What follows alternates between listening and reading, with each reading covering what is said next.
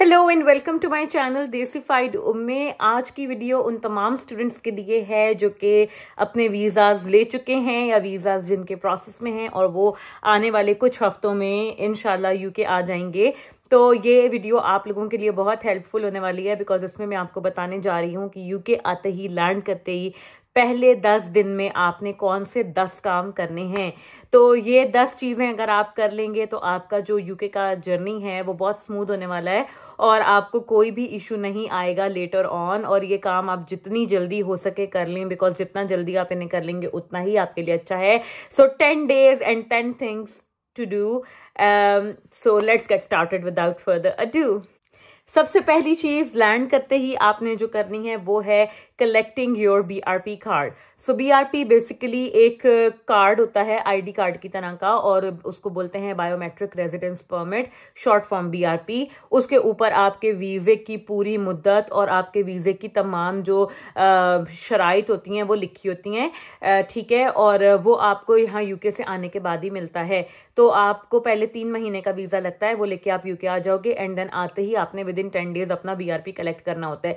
BRP collect करने के लिए आपको 2 चीजों की जरूरत होगी, एक आपका पासपोर्ट और एक आपका लेटर। जिस वक्त आपका वीजा लगकर आता है तो जब आप वो इन्वेलप खोलते हो, सील्ड इन्वेलप, तो आपके पासपोर्ट के बीच में एक लेटर लगा हुआ होता है। वो लेटर आपने अपना संभाल के रखना है, उस लेटर को आपने शो करना है बीआरपी कलेक्शन के टाइम। उस लेटर के ऊपर एक पूरा एड्रेस भी लिखा होगा कि आपका बीआरपी कार्ड कहाँ से मिलेगा। जो लोकेशन आपने चूज की होगी वीजा एप्लीकेशन फाइल करते हुए वहीं से आपको मिलेगा। यूजुअली ये एक पोस्ट ऑफिस होता है। अब इसमें चीज ये है कि आप बाज दफा ऐसा होता है कि बीआरपी फौरन से नहीं मिलता, तो उसमें कोई घबराने की बात नहीं है। आपको मे बी हफ्ते के बाद वो कहें कि आप दोबारा आए, अभी आपका बीआरपी नहीं आया है, तो उसमें कोई घबराने की बात नहीं है। ऐसा हो जाता है, मेरा भी इस दफा बहुत डिले से मिला था, मतलब 8-9 दिन के बाद मुझे मिला था बीआरपी कार्ड। और उसमें ये भी कोई इशू नहीं है, जैसे जो कपल्स आ रहे हैं तो अगर एक बंदा जाके भी दोनों का बीआरपी ला सकता है एज लॉन्ग एज आपके पास उनके ओरिजिनल पासपोर्ट और वीजा के साथ आए हुए लेटर्स मौजूद हों। तो सबका जाना जरूरी नहीं है, एक बंदा फैमिली में से जाके वाइफ का, बच्चों का, सबका लेकर आ सकता है, वो दे देते हैं, कोई मसला नहीं होता। ठीक है जी, ये तो हो गया बीआरपी की स्टोरी। सबसे जरूरी चीज बीआरपी के बाद अगली जो है वो है सिम कार्ड लेना। तो यहाँ पे सिम कार्ड के बहुत प्रोवाइडर्स हैं, बहुत ज्यादा प्रोवाइडर्स हैं। वोडाफोन, ई स्काई, लाइका, और भी बहुत सारे हैं, लिबारा, काफी सारे हैं। तो आप चाहो तो आप मतलब पे एज यू गो भी ले सकते हो, यानी कि हर महीने आप उसमें टॉपअप कर लो, या फिर आप मंथली कॉन्ट्रैक्ट भी ले सकते हो। कॉन्ट्रैक्ट लेने का फायदा ये होता है कि आपकी एक क्रेडिट हिस्ट्री बिल्ड होना शुरू हो जाती है और जब जैसे जैसे आपकी क्रेडिट हिस्ट्री बिल्ड होती है तो आपका जो है ना वो आपको आगे आगे आसानी होती है। जैसे अगर आपने मोबाइल फोन लेना है इंस्टॉलमेंट्स पे, आपने कुछ भी लेना है तो आप इंस्टॉलमेंट्स पे क्रेडिट पे चीजें परचेज कर सकते हो। लेकिन उसके लिए अच्छा है कि आप अपनी साथ साथ ये बनाओ क्रेडिट हिस्ट्री। तो जैसे ही आपका प्रूफ ऑफ एड्रेस वगैरह फाइनल होता है तो आप अपना जो है मंथली कॉन्ट्रैक्ट उसको करा लो। शुरू में आते ही आप इनिशियल कहीं से भी सिम ले सकते हो। सिम्स यहाँ पर आपको सिम कार्ड बिल्कुल फ्री मिलता है या £1 का मिल जाता है, वैसे मोस्टली फ्री होता है सिम कार्ड। और उसमें आप अपने मर्जी का टॉपअप कराओ, £5, £10, और आप आते ही उसे आप यूज कर सकते हो। ठीक है जी, वो आपका फौरन ही एक्टिव हो जाता है। नेक्स्ट थिंग जो आपने सबसे पहले करनी है ना, जो आपको सब चीजों के लिए जिसकी जरूरत पड़ेगी, वो है आपका एड्रेस। तो एकोमोडेशन अरेंज करना बहुत बहुत जरूरी है क्योंकि आपका बाकी कोई भी काम विदाउट प्रूफ ऑफ एड्रेस नहीं होगा। ठीक है जी, तो उसमें आपने क्या करना है कि आपने अपनी एकोमोडेशन जैसे ही कर लेनी है, आपने अपनी लीज करनी है साइन, और जब आप अपना कॉन्ट्रैक्ट साइन करोगे तो उसके बाद आपका एड्रेस का प्रूफ हो जाएगा। वो आपका जो कॉन्ट्रैक्ट होता है बेसिकली वो आप as a proof of address use कर सकते हो कुछ जगहों पे, सब जगह उसको नहीं मानती। तो आप उसको यूज करके आप बैंक में अपना अकाउंट ओपन करा सकते हो। ठीक है, बैंक अकाउंट ओपनिंग का ये है कि बैंक अकाउंट में आपको बहुत सारी डिफरेंट प्रोवाइडर्स हैं स्टूडेंट्स के लिए, जो स्टूडेंट फ्रेंडली जिनके अकाउंट्स हैं। स्टूडेंट फ्रेंडली आप नहीं भी खुलवाते, सिंपल आप करंट अकाउंट भी खुलवाते हो, तो यहाँ पर बहुत अच्छा सिस्टम है अकाउंट ओपनिंग का। घर बैठे ऑनलाइन आपका अकाउंट ओपन हो जाता है। ठीक है जी, ये चीज़ है। और उसमें आपका वही पासपोर्ट लगेगा, BRP लगेगा, प्रूफ ऑफ एड्रेस लगेगा। वो आपसे ये तीनों चीज़ें पूछेंगे, कुछ सिंपल से क्वेश्चंस होंगे। ऑनलाइन आप 10 मिनट के अंदर आपका अकाउंट ओपन हो जाता है, ठीक है, अगर आपके पास चीज़ें पूरी हों। और उसके बाद जो आपने एड्रेस दिया होगा, जो इसका प्रूफ ऑफ एड्रेस आपने, मतलब जो भी आपका बिल्डिंग या फ्लैट है, वहां पर आपको एक एक करके आने वाले हफ्ते 10 दिन में आपको पहले कार्ड आ जाएगा, फिर आपको 2-3 दिन के गैप से आपका पिन नंबर आ जाएगा कार्ड का, और फिर 2-3 दिन के गैप से आपको लेटर आ जाता है कि आपका अकाउंट ओपन हो गया है। आप जाके बैंक की ब्रांच विजिट करके जो साथ में कैश लाए हो वो आप वहां पर डिपॉजिट करा सकते हो। ठीक है जी, अकाउंट ओपनिंग भी बहुत आसान है। कुछ बैंक्स में आपको बता देती हूँ जो कि स्टूडेंट्स के लिए बहुत अच्छे हैं और जिनका अकाउंट ओपनिंग प्रोसीजर भी बहुत आसान है। उसमें है जी रॉयल बैंक ऑफ स्कॉटलैंड, ये ऑनलाइन अकाउंट ओपनिंग है। HSBC है, इनका भी ऑनलाइन अकाउंट ओपनिंग है। और इसके अलावा बैंक ऑफ स्कॉटलैंड है, बैंक ऑफ स्कॉटलैंड का ऑनलाइन भी है, और आप चाहो तो अपॉइंटमेंट भी बुक कर सकते हो। यहाँ पर वो पाकिस्तान वाले बैंकों का हिसाब नहीं है कि आप कोई भी बंदा बस ऐसे जा रहा है बैंक में जैसे पिकनिक पे आए हैं और अपना काम कर रहे हैं। यहाँ पे इस तरह नहीं है, आपको हर चीज के लिए अपॉइंटमेंट लेके जानी पड़ती है। बैंक्स में बिल्कुल कोई रश नहीं होता, एक वक्त में एक ही बंदे का अकाउंट ओपन होता है। तो वो आपको जो हाफ एन आवर का स्लॉट देंगे उसमें बैंक का मैनेजर या कोई भी अच्छा सीनियर बंदा आपको 1-on-1 डील करेगा, आपको तमाम बैंक की प्रोडक्ट्स और प्रोसीजर्स से वो गो थ्रू कराएंगे, हर चीज आपको समझाते हैं, बताते हैं, एंड देन वो आपका अकाउंट ओपन करते हैं जब आपकी तसल्ली होती है। तो ये चीज है, अगर आपने बैंक ऑफ स्कॉटलैंड में अकाउंट खोलना है और आप फिजिकल अपॉइंटमेंट बुक करना चाहते हो तो आप ये करो कि पहले आप बैंक ऑफ स्कॉटलैंड की जो भी ब्रांच आपने जहां पे अकाउंट खोलना है आपकी यूनिवर्सिटी या घर के पास जो है, आप वहां एक दिन विजिट करो और उनसे आप अपॉइंटमेंट लेकर आओ अकाउंट ओपनिंग की, और फिर आप अपनी अपॉइंटमेंट पे अपनी चीजें डॉक्यूमेंट्स लेकर जाएं और आपका अकाउंट ओपन हो जाएगा। जब आपका एड्रेस फाइनल हो गया उसके बाद आपने नेक्स्ट चीज जो अप्लाई करनी है वो आपने अप्लाई करना है आपका काउंसिल टैक्स एग्जम्पशन लेटर। तो यहाँ पे क्या है कि काउंसिल आपको टैक्स भेजती है, ईयरली टैक्स का आपको लेटर आता है, और वो बेसिकली आप टैक्स देते हो आपने वाटर सप्लाई के लिए, और ये जो वेस्ट मैनेजमेंट और ये सारी चीजें होती हैं जो काउंसिल ड्यूटीज देती है उनका एक पूरे साल का एक ही बिल आ जाता है, और फिर आप हर पूरे साल का वो बिल मंथली या ईयरली पे कर सकते हो। लेकिन यहाँ पर स्कॉटलैंड में तमाम वो स्टूडेंट्स, चाहे इंटरनेशनल स्टूडेंट्स हैं, सब इंटरनेशनल भी और लोकल स्टूडेंट्स भी जो कि फुल टाइम स्टडी प्रोग्राम पे यहाँ पर यूके में होते हैं, उन्हें काउंसिल टैक्स फुल एग्जेम्पशन देती है और आपको कोई भी काउंसिल टैक्स पे नहीं करना पड़ता। अगर आप फैमिली के साथ आए हो तो आपको डिस्काउंट मिल जाता है, लेकिन जो स्टूडेंट सिंगल हैं उनका पूरा का पूरा काउंसिल टैक्स माफ होता है। वो लेटर आपको अपनी यूनिवर्सिटी से लेना पड़ता है। तो जैसे ही आपका एड्रेस फाइनल हो, आप यूनिवर्सिटी के पोर्टल में जाकर अपना एड्रेस अपडेट करें, और एड्रेस अपडेट करते ही आप उनसे अपना council tax exemption letter request कर दें। वो यूनिवर्सिटी जैसे GCU का 1 सेकंड में ही वो लेटर आपका साथ ही डाउनलोड हो जाता है। तो वो आप अपना लेटर डाउनलोड करो, वो आपका प्रूफ होता है। उसकी बेसिस पे आपने काउंसिल की वेबसाइट पे जाके, तमाम लिंक्स में आपको डिस्क्रिप्शन में दे दूंगी, काउंसिल की वेबसाइट पे जाके आप अपना एग्जेम्पशन डालोगे, अपना वो पूरा फाइल करोगे एप्लीकेशन, और उसके बाद विद इन फ्यू डेज आपको एग्जेम्पशन का लेटर आ जाता है।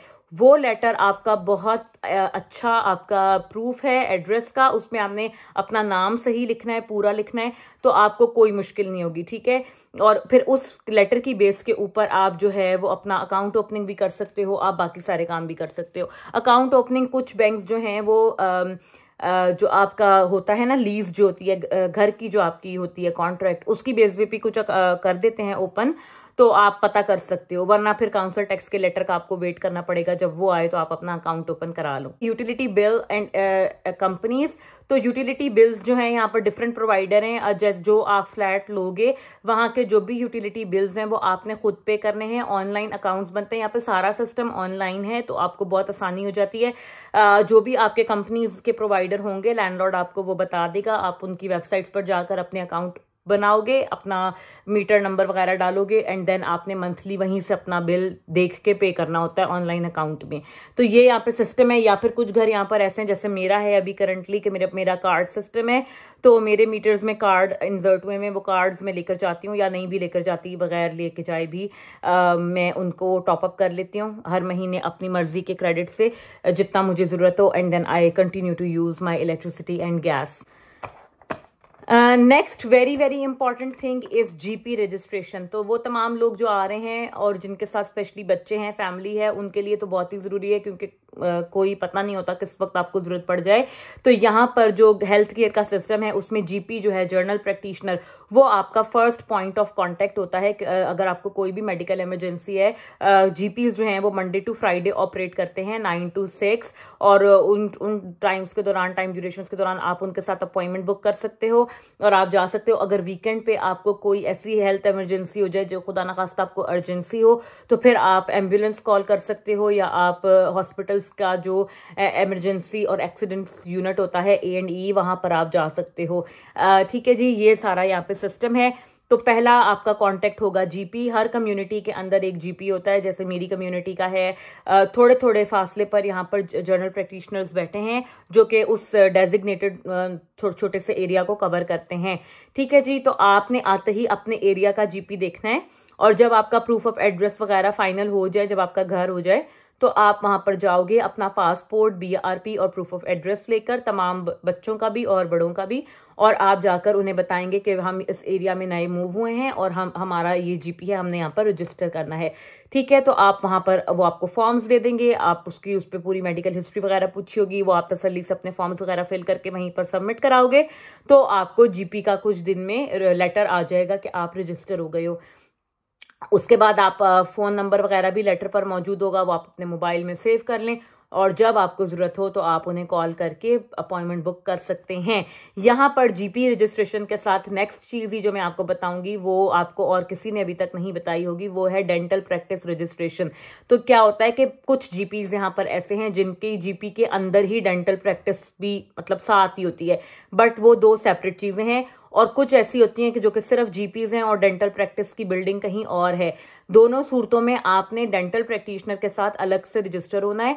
आपको उनके साथ आप जाओगे, वो आपको फॉर्म देंगे, सारा कुछ देंगे, आप उनके साथ रजिस्टर करोगे। बिकॉज क्या है कि जो जीपी का जितना सिस्टम है, जो बाकी आपकी मेडिकेशन वगैरह हैं वो तो सब फ्री है, लेकिन डेंटल का सिस्टम यहाँ पर फ्री नहीं है, वो पेड इलाज है। तो वो आपको सेपरेटली रजिस्टर करना पड़ेगा डेंटल प्रैक्टिस के साथ, और वो फिर आपको रूटीन चेकअप, बच्चों के यहाँ पर 6 मंथ्स के बाद एक रूटीन चेकअप होता है, वो तो फ्री होता है बच्चों का तो, लेकिन आपका बड़ों का जो है वो आपको पे करना पड़ता है। तो लेकिन वो उसके लिए आपको सेपरेटली रजिस्टर कराना पड़ेगा। बिकॉज वैसे अगर आपको जरूरत नहीं भी पड़ती, लेकिन अगर कभी आपको इमरजेंसी एकदम से जरूरत पड़ जाए और आप डेंटल प्रैक्टिशनर के साथ रजिस्टर्ड नहीं हो, तो वो आपको टेक केयर नहीं करेंगे आपकी, तो वो भी आपने लाजमी रजिस्टर कराना है। Next very important thing for jobs is registration of NI number, national insurance number। और नेशनल इंश्योरेंस नंबर के बगैर आप लीगली काम नहीं कर सकते। कोई भी बंदा आपको जॉब देने से पहले सबसे पहले आपका NI नंबर वो पूछते हैं कि आपके पास है या नहीं। तो वो आप gov.uk की वेबसाइट से अप्लाई कर सकते हो, उसका लिंक मैं आपको डिस्क्रिप्शन बॉक्स में दे दूंगी, वहां से आप अप्लाई करो। That is the pre requisite of working in UK. तो आते ही आप पहले 10 दिनों में ये अपने तमाम काम कर लें, बिकॉज ये तमाम चीजें आपकी स्मूथ फंक्शनिंग के लिए और यहाँ पर एक स्मूथ सेटलमेंट के लिए बहुत जरूरी हैं, तो ये आप जरूर करें। और लास्ट चीज जो मैं आपके साथ शेयर करूंगी वो है ब्रॉडबैंड कनेक्शन। बिकॉज स्टूडेंट्स जो आ रहे हैं उनका बहुत ज्यादा काम होता है इंटरनेट का घर पे, और वैसे भी एंटरटेनमेंट के लिए भी आपने न्यूज देखनी है, कुछ भी करना है, तो आपको ब्रॉडबैंड तो चाहिए ही होता है। तो ब्रॉडबैंड का ऐसा है कि अगर आप सिम का पैकेज लेते हो, सिम का एक प्लान लेते हो, तो सिम का प्लान और ब्रॉडबैंड का प्लान अगर आप एक ही कंपनी से ले लेते हो तो वो आपको कुछ डिस्काउंट्स भी दे देते हैं बहुत अच्छे, और वो आपको इजी भी रहता है। बाद में अगर आप उसी कंपनी से फोन परचेज करना चाहते हो तो वो आपको इजीली दे देते हैं। ठीक है, तो आप कोशिश करो कि आप प्लान में ले लो। सेम बहुत सारे प्रोवाइडर्स हैं, EE, वोडाफोन, स्काई, टॉक, तो सबकी सर्विस अच्छी है। आप अपने एरिया में देखो कौन सी कंपनी की सर्विस बेहतर है, इर्द गिर्द आप लोगों से पूछ सकते हो, and then you can buy that. वैसे भी यहाँ पर कोई मसला नहीं है, अगर आपको एक कंपनी की सर्विस से कोई इशू हो तो आप उनके से चेंज कर सकते हो कि हम किसी और सर्विस पे स्विच करना चाहते हैं। तो ये कुछ चीजें थी, 10 दिनों में 10 चीजें मैंने आपको बताई जो आपके लिए जरूरी हैं। आप आते ही करें तो आपकी एक सेटलमेंट जो है वो बहुत स्मूथली हो जाएगी। आई होप आपको इससे हेल्प मिली होगी। तमाम यूजफुल लिंक्स मैं डिस्क्रिप्शन बॉक्स में आपको दे दूंगी। अगर आपको वीडियो अच्छी लगी हो तो do subscribe my channel, give this video a thumbs up, and I will see you guys in another video. Take care, bye bye.